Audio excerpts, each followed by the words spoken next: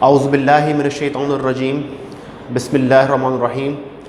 Dear students, on behalf of Unique Academy, I welcome you all to the FSC Pre-Medical Biology sessions. And today we will starting the third lecture of the first chapter, that is introduction. So before starting the third lecture, which is about the branches of biology, I just want to have a quick recap with you all that what we have learned in previous two lectures. So we start with the definition of biology, where we came to know that biology is the study of life. It's the study of living organism, and it is a way of understanding nature. Then we discuss what are biologists. Well, biologists are the people or the person that practice biology, and they deal with the living part of the nature and non-living things which affect living things in any way. So biologists try to describe, understand, explain and integrate the living world around them, what the nature, what the phenomena and what are the principal theories are going throughout that environment. So जितना भी environment में जो भी चीज़ें interactions हो रही होती हैं, जो भी रिएक्शंस हो रहे होते हैं, तो जो भी जो चीज़ वकूफ़ पज़ीर हो रही होती है, तो बियोलॉजिस्ट जो स्टडी लाइफ को स्टडी कर रहे हैं, they try to understand, describe, integrate and explain that. So फिर हमने लाइफ को देखा कि लाइफ क्या है. Life is a set of characteristics, और लाइफ जो है वो हाईली ऑर्गेनाइज है, कॉम्प्लेक्स है, जेनेटिक प्रोग्राम रखती है, ये अपनी तरह के सिमिलर ऑफस्प्रिंग प्रोड्यूस करती है. They can use and acquire energy. They respond to change environment. They maintain constant internal environment. So ये थे लाइफ के कैरेक्टरिस्टिक्स. आज से 150-200 साल पहले बियोलॉजी की फील्ड इतनी वास्ट नहीं थी, इतना ज़्यादा नॉलेज गैदर नहीं हुआ था.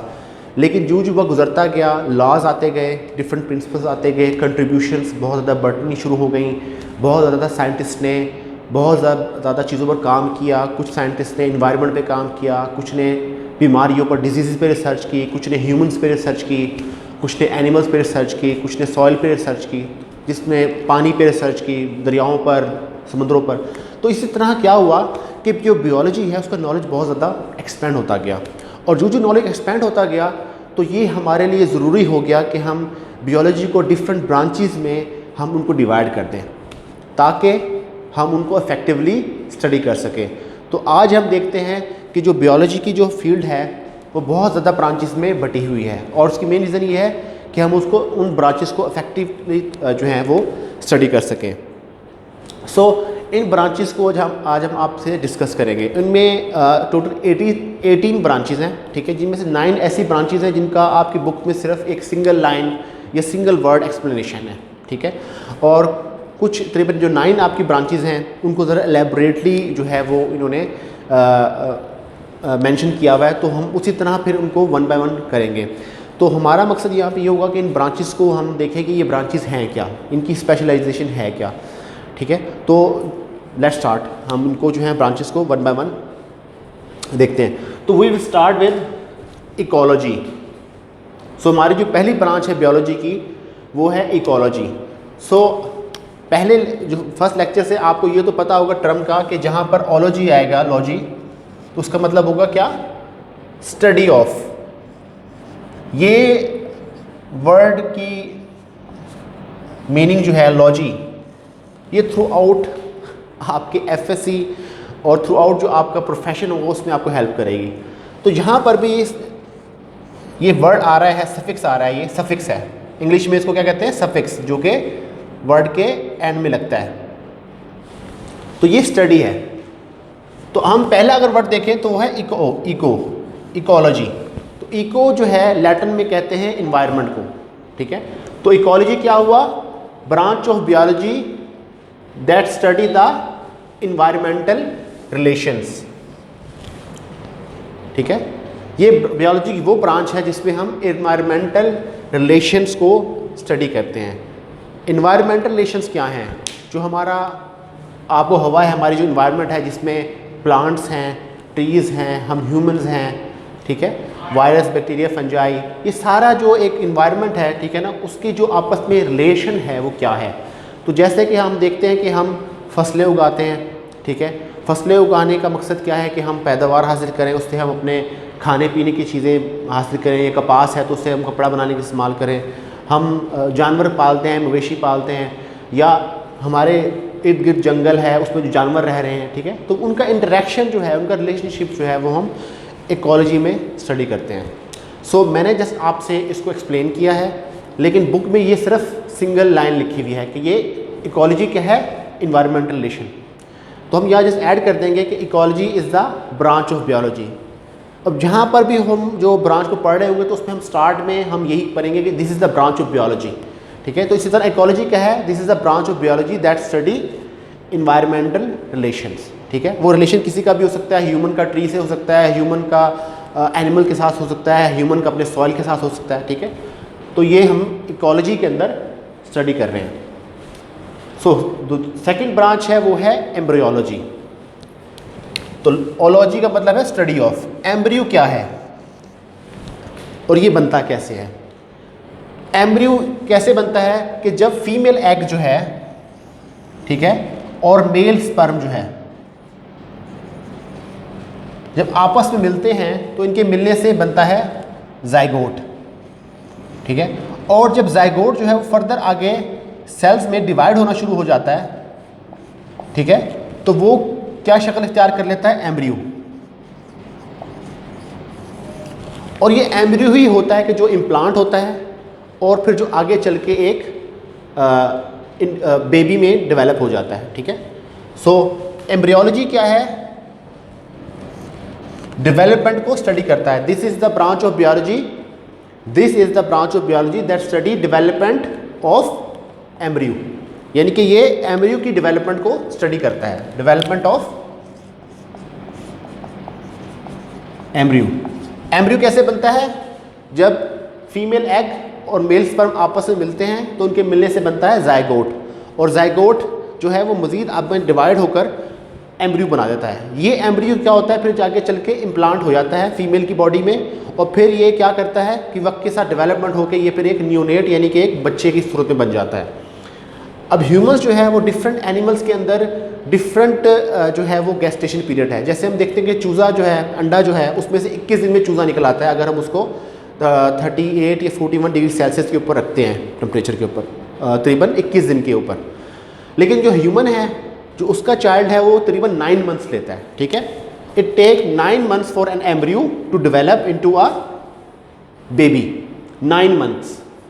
जो ह्यूमंस है उनमें ये जो पीरियड है वो कितने है डेवलपमेंट का, एम्ब्रियो की डेवलपमेंट 9 मंथ्स। 9 मंथ्स में जाके जो है बेबी कंप्लीट होता है, फिर वो दुनिया में आता है, ठीक है। और इन 9 मंथ्स को हम 3 फेज में तकसीम कर देते हैं, जिसमें से कहते हैं first trimester, second trimester and third और लास्ट ट्राइमेस्टर। सो एम्ब्रियो की जो डेवलपमेंट है वो 9 मंथ में कंप्लीट होती है, और इस दौरान हम एम्ब्रियो को स्टडी कर रहे होते हैं। तो कौन सी ब्रांच है जो एम्ब्रियो को स्टडी करती है, उसकी डेवलपमेंट को for 9 months, that is embryology, ठीक है। ये बहुत स्पेशलाइज ब्रांच है।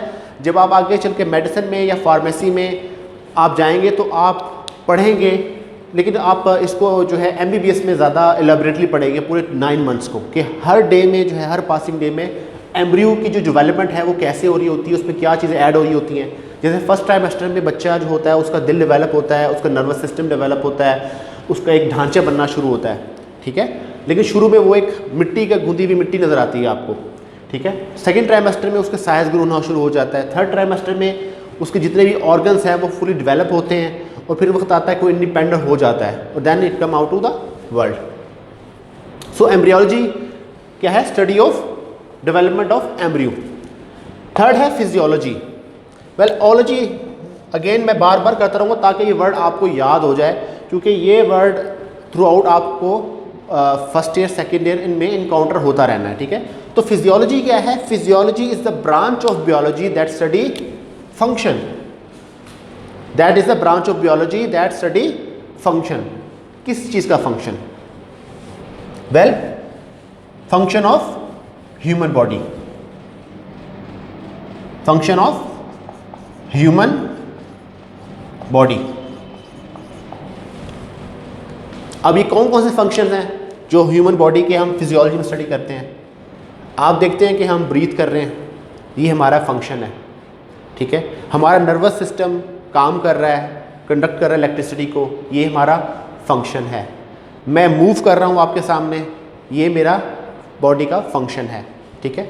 मेरा डाइजेस्टिव सिस्टम जो है वो काम कर रहा है, वो फूड को ब्रेक कर रहा है, उस पर एनर्जी प्रोड्यूस कर रहा है, ये क्या है? फंक्शन है मेरी बॉडी के। तो फिजियोलॉजी क्या है? Is the branch of biology in which we study function of human body, ठीक है। हम ह्यूमन बॉडी के फंक्शंस को स्टडी करते हैं, ठीक है। तो जिसमें मैंने आपको बताया कि आपका पहला फंक्शन क्या है, आपका हार्ट, कि हार्ट कैसे फंक्शन कर रहा है, आपके लंग्स कैसे फंक्शन कर रहे हैं, आपका स्टमक कैसे फंक्शन कर रहा है, ठीक है। तो ये जो जितने भी फंक्शंस हैं, ठीक है, ह्यूमन बॉडी में जो हो रहे हैं, उनको हम किस में स्टडी करते हैं? फिजियोलॉजी के अंदर, ठीक है। तो ये हमारी थर्ड ब्रांच होगी। जो फोर्थ ब्रांच है वो है मॉर्फोलॉजी। मॉर्फ कहते हैं, मॉर्फ एक लैटिन वर्ड है जिसका मतलब है स्ट्रक्चर, साख्त, जिसको उर्दू में हमने पढ़ा होगा साख्त, ठीक है। सो जो मॉर्फोलॉजी है वो दो लफ्ज़ से मिलकर बना है, मॉर्फ एंड ओलॉजी। ओलॉजी को हम ऑलरेडी जानते हैं कि स्टडी ऑफ, तो मॉर्फ है स्ट्रक्चर। तो क्या हुआ? This is the branch of biology that study structure, जो कि स्ट्रक्चर्स को स्टडी करती है। स्ट्रक्चर की बात है तो क्या है? ह्यूमन का स्ट्रक्चर है, इसमें एनिमल्स का स्ट्रक्चर है, इसमें प्लांट का स्ट्रक्चर है, ठीक है, इसमें जो माइक्रो ऑर्गेनिजम्स हैं, बैक्टीरिया, वायरस, फंजाई, इनका स्ट्रक्चर है। तो मॉर्फोलॉजी जो है वो स्टडी कर रहा है स्ट्रक्चर को, फॉर्म, स्ट्रक्चर और gross internal structure. Gross internal structure मतलब कि जब हम इसको हमारी बॉडी के स्ट्रक्चर जैसे हम देख रहे हैं, आप आपको नज़र आ रहे होंगे, हाथ, चेहरा नज़र आ रहा है, नेक नज़र आ रहा है, ये मेरा आपको ग्रॉस स्ट्रक्चर नज़र आ रहा है, ठीक है। लेकिन जब हम इसको काट कर इसको मज़ीद अंदर देखना शुरू करेंगे तो हमें अंदर टिश्यू नज़र आना शुरू होंगे, हमें अंदर फैट नज़र आना शुरू होंगे, हमें अंदर बोन नज़र आना शुरू हो जाएंगे। तो क्या है वो? क्या है मेरा? वो मेरा इंटरनल स्ट्रक्चर है, ग्रॉस इंटरनल स्ट्रक्चर है, ठीक है। तो that is the fourth, morphology. Morphology क्या है? Branch of biology that study structure of humans. तो ये है मॉर्फोलॉजी। नेक्स्ट हमारी जो ब्रांच है वो है पैलेंटोलॉजी। जैसे सारे यहाँ पे मैं बताता रहा हूँ, ये भी इसके भी वर्ड के क्या है? दो पार्ट हैं, paleon and ology. Ology study of, paleon को कहते हैं, ये भी लैटिन वर्ड है जिसका मतलब है फॉसिल। पेलियो का मतलब है फॉसिल, ओल्ड भी कहते हैं, लेकिन इसका जो लिटरली मीनिंग है पैलियन का वो है फॉसिल। तो पैलेंटोलॉजी क्या है? Branch of biology that study fossils. तो पैलेंटोलॉजी के अंदर हम फॉसिल्स को स्टडी कर रहे होते हैं। अच्छा, ये फॉसिल्स क्या होते हैं? फॉसिल्स जो होते हैं ये बाकियात होते हैं। किन चीज़ों के बाकियात होते हैं? उन हशरात के या उन जानदारों के जो हमसे पहले इस कुर्रा अर्ज़ पर ज़िंदा थे, आज से 100 साल पहले, 1000 साल पहले, लाख साल पहले। क्योंकि जब हम आगे चल के हिस्ट्री पढ़ेंगे तो वो तो मिलियंस ऑफ ईयर्स पे मुश्तमिल है। हमारी बुक बताती है कि जो पहला ऑर्गेनिज़म, जो पहला लिविंग ऑर्गेनिज़म इस कुर्रा अर्ज़ पर जो पैदा हुआ था वो आज से 3000 मिलियन साल पहले हुआ था। तो आप खुद सोचें कि फॉसिल की स्टडी जो है उसने हमें अनेबल किया कि हम जान सकें कि हमसे पहले कौन से जानवर जो हैं, परिंदे या दरख्त जो हैं वो इस कुर्रा अर्ज़ पर जो है पाए जाते थे हमसे पहले, ठीक है। तो ये हम लैबोरेटरी आगे पढ़ेंगे और ये जो फील्ड है वो है पैलेंटोलॉजी की, जो कि फॉसिल्स को स्टडी करती है और वो फिर उनको तरतीब देती है कि वो ये जो फॉसिल है, ये जो ये हमें ढांचा मिला, ये हड्डी मिली हमें, तो ये कितने साल या कितने 100 साल या कितने 1000 साल पुराना है, ठीक है। तो ये हम स्टडी करे होंगे पैलेंटोलॉजी के अंदर। Palaeontology is the branch of biology that study fossils. So यहाँ पर हमने 5 ब्रांचेस स्टडी कर ली हैं। अब हम आते हैं 6th ब्रांच। सो 5 ब्रांचेस को हमने डिस्कस कर लिया है, ठीक है। Ecology, embryology, physiology, morphology and palaeontology.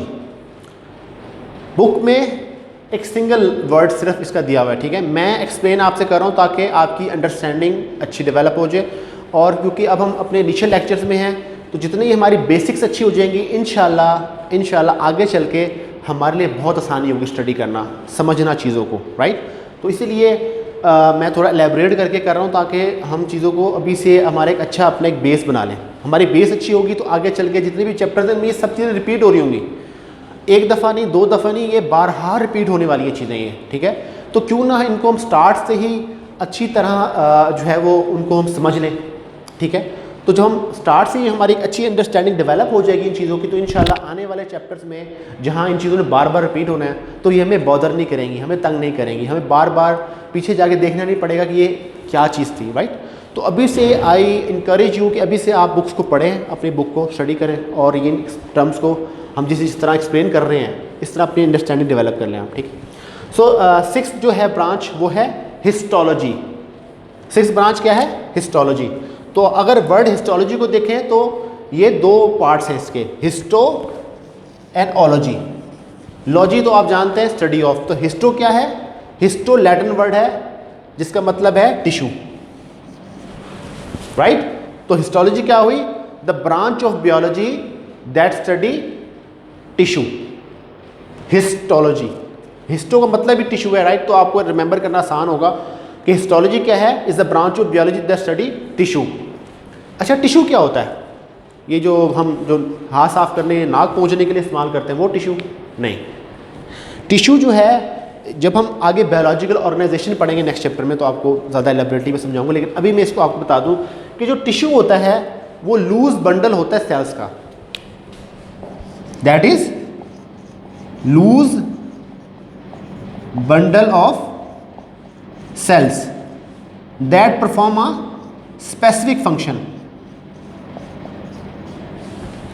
ठीक है।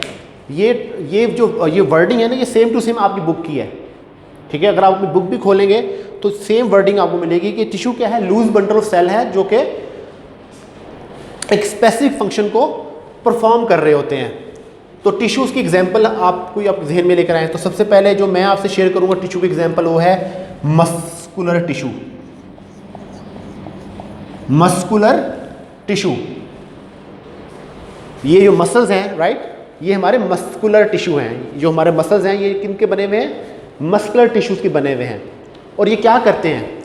ये हमारी मूवमेंट को जो है वो इंश्योर करते हैं। हमारी जो मूवमेंट है मेरी बॉडी की, इस वक्त आप देख रहे हैं, ठीक है, ये जो मूवमेंट है ये इस मसल्स की वजह से है, क्योंकि मसल इनेबल कर रहे हैं कि मैं मूव कर पा रहा हूँ। जो मैं आपके सामने चल रहा हूँ तो ये मेरे थाई मसल्स हैं, ठीक है। जो मेरे थाई मसल्स हैं वो मेरी जो बोन्स को सपोर्ट कर रहे हैं चलने में, ठीक है। और मैं जो हाथ हिला रहा हूँ आपके सामने तो ये मेरे ट्राइसेप और बाइसेप जो है ये मसल, ये मुझे जो है हेल्प कर रहे हैं लिखने में और मूवमेंट में। तो मस्कुलर टिश्यू जो है वो क्या है? वो हमें मूवमेंट में करते हैं। अच्छा, तो ये एग्जांपल एक ह्यूमन से मैंने आपसे शेयर दी। तो प्लांट से एक टिश्यू आपसे शेयर करता हूँ जो है जाइलम टिश्यू। जाइलम टिश्यू ये प्लांट में होते हैं। ये प्लांट में जाइलम टिश्यू क्या करते हैं? ये वाटर को कंडक्ट करते हैं थ्रू आउट द प्लांट, ठीक है। तो हिस्टोलॉजी क्या है? Study of tissue. तो टिश्यूज़ हमने बताया कि कौन से होते हैं। वैसे हिस्टोलॉजी जो यूजुअली स्टडी कर रही होती है सिर्फ ह्यूमंस को कर रही होती है, ठीक है। लेकिन यहाँ पे जो एग्जांपल आपसे मैंने शेयर की प्लांट के टिश्यू की, जाइलम की, वो इसलिए शेयर की कि आपकी अंडरस्टैंडिंग हो। लेकिन जो हिस्टोलॉजी में आप आगे चल के देखेंगे तो यूजुअली हम जो है वो ह्यूमंस के टिश्यू जो है उनको स्टडी कर रहे होते हैं। तो ह्यूमन में मस्कुलर टिश्यू है, आपका ग्लैंडुलर टिश्यू है। जो ग्लैंडुलर टिश्यू हैं वो ग्लैंड्स हैं आपके जो कि सिक्रीशंस करते हैं, डिफरेंट तरह की हार्मोन्स सीक्रेट करते हैं, ठीक है। डिफरेंट आपके जो इवन जो सलाइवा है, सलाइवा जो मैं इस वक्त बोल रहा हूँ तो मेरे मुंह में सलाइवा प्रोड्यूस हो रहा है मेरे ओरल कैविटी के अंदर, राइट। तो इसमें मेरे सबलिंगुअल ग्लैंड होते हैं, पैरोटिड ग्लैंड्स होते हैं, ये पैरोटिड टिश्यूज़ होते हैं, राइट। तो ये टिश्यू जो हैं जो मेरे कान के आगे और जुबान के नीचे हैं, ये ग्लैंड्स जो हैं वो सलाइवा प्रोड्यूस कर रहे हैं। ये टिश्यूज़ क्या कर रहे हैं? सलाइवा प्रोड्यूस कर रहे हैं। They are glandular tissue. तो मैं इनको कहते हैं ग्लैंडुलर। तो ये ग्लैंडुलर टिश्यू जो है ये भी एक तरह के टिश्यू है जो मेरे कान से आगे पड़े हुए हैं और जुबान के नीचे पड़े हुए हैं। और ये क्या प्रोड्यूस कर रहे हैं? सलाइवा। सलाइवा क्या कर रहा है? मेरे मुंह को मॉइस्ट रखता है, ठीक है। फर्दर मोर जब मैं खाना खाता हूँ तो आप देखें कि जब हम खाना खाते हैं तो खाने को अपने हम चुबा रहे होते हैं। एक्चुअली चुबाने के अमल में क्या हो रहा होता है कि सलाइवा प्रोड्यूस हो रहा होता है उसको, और वो क्या करता है, उस जो चीज़ खा रहे होते हैं उसको नरम कर देता है। जब वो चीज़ नरम हो जाती है तो उसको हम क्या कर सकते हैं, स्वॉलो कर सकते हैं, वो स्वॉलो करके हमारे स्टमक में चली जाती है। तो ग्लैंडुलर टिश्यूज जो क्या करते हैं, वो सिक्रीशंस प्रोड्यूस कर रहे होते हैं, जो कि हमारे जैसे सलाइवा एग्जाम्पल ग्लैंडुलर टिश्यू की, तो वो हम क्या करते हैं, हमारे फूड को नरम करने के लिए, और इसके अलावा हमारे मुंह की जो ओरल कैविटीज़ को मॉइस्ट करने के लिए इस्तेमाल होते हैं।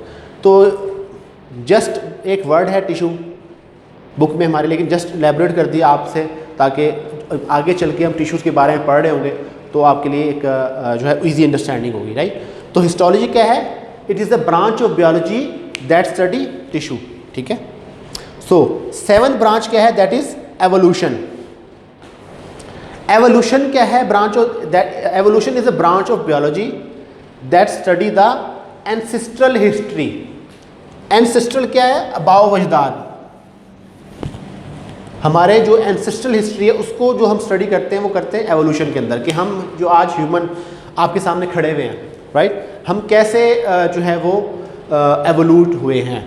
एक थ्योरी जो नेशनलिस्ट एक एज ए मुसलमान हम देते हैं, तो वो ये है कि अल्लाह ताला ने हमें इसी सूरत में पैदा किया है जिस सूरत में हम आपके सामने खड़ा हूँ मैं, राइट।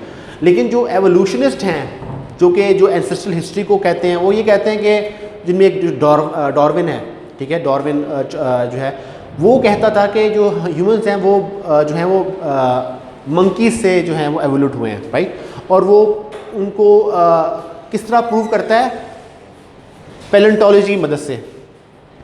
वो उनको अपनी थ्योरी को पैलेंटोलॉजी की मदद से प्रूव करता है। वो कहता है कि हमें ऐसे फॉसिल्स मिले हैं जो जिनको हम अगर तरतीबा रखें तो हम देख सकते हैं कि जो जानवर हैं, जो यानी कि मंकीज़ हैं, ठीक है, इंसान जो है उनसे एवोल्यूट हुए हैं, राइट।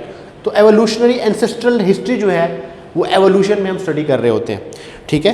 तो वैसे तो आप अगर देखा जाए हमारी जो एंसेस्ट्रल हिस्ट्री अगर हम देखे जाएँ तो मैं बेटा हूँ, मेरे फादर हैं, फिर मेरे दादा हैं, फिर मेरे परदादा, राइट।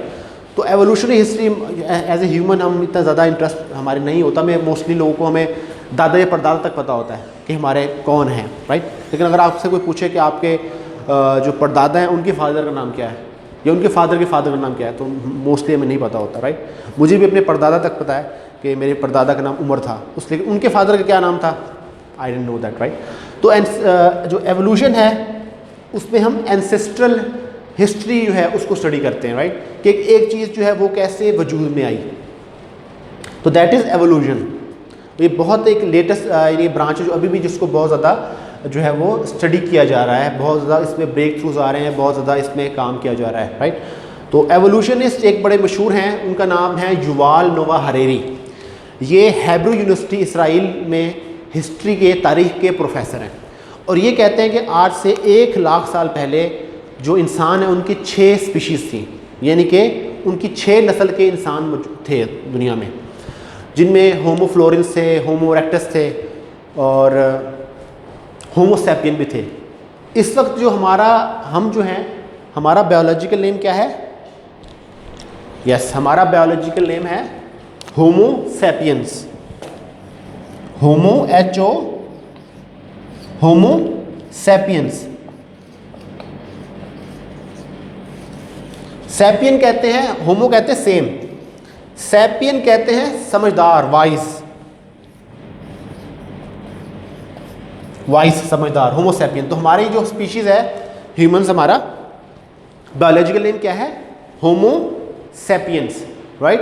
तो जो युवाल नोआ हरेरी हैं वो कहते हैं कि आज से 1 लाख साल पहले जो थे वो 6 इंसानों की जो है मेन किस्में थी, होमो इरेक्टस, होमो फ्लोरेंस, होमो सैपियन।